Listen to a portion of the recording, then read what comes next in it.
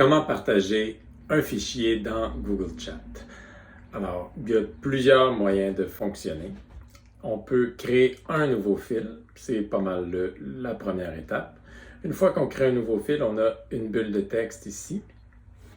Alors, on peut écrire ce qu'on veut en publiant notre chose. Donc, voici un document intéressant. Et là, je peux joindre mon fichier. La manière que moi j'utilise, c'est de mettre carrément le lien du document. Donc, je m'en viens ici, je copie le lien en faisant CTRL-C ou en utilisant le clic droit ou les deux doigts sur le pavé tactile et en cliquant sur copier.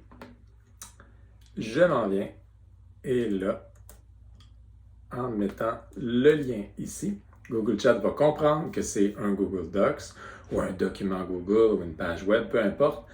Google le formate comme il faut et là, je le publie. En le publiant, on a accès ici à une espèce de bulle qui nous donne du contrôle sur ce qu'on va publier. Donc, on décide avec qui, avec l'autorisation des gens, qu'est-ce qu'ils vont pouvoir faire avec notre fichier. Ici, je donne l'accès aux commentaires. Je pourrais donner accès à modifier. Je pourrais simplement donner accès en lecture. Moi, je veux qu'ils puissent le modifier. Le premier point donne accès au fond c'est un peu l'autorisation des membres de la salle, de mes collègues qui sont dans la même salle que moi. Qu'est-ce qu'eux peuvent faire?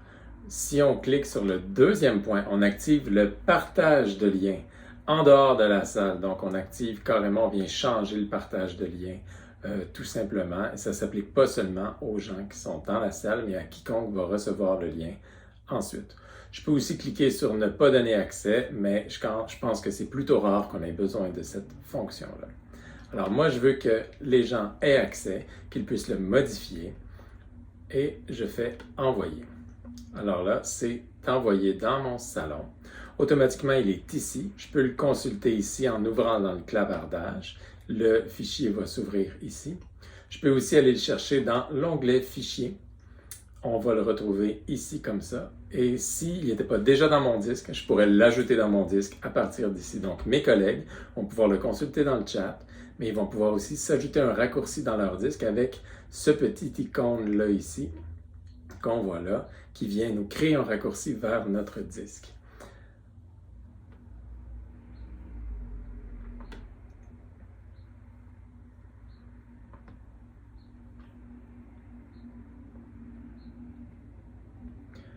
Un autre moyen de partager un document, c'est de venir dans la bulle pour écrire ici et de cliquer sur ce petit icône-là de téléversement de fichiers. En faisant ça, ça ouvre le gestionnaire de fichiers de notre appareil. Si on est sur un PC, ça va ouvrir la petite fenêtre document. Si on est sur un Mac, la même chose. Donc, ça vient, là je suis sur le Chromebook, ça vient ouvrir mes fichiers, donc je pourrais décider d'aller chercher le bon fichier et de venir le partager dans ce Google Chat-là.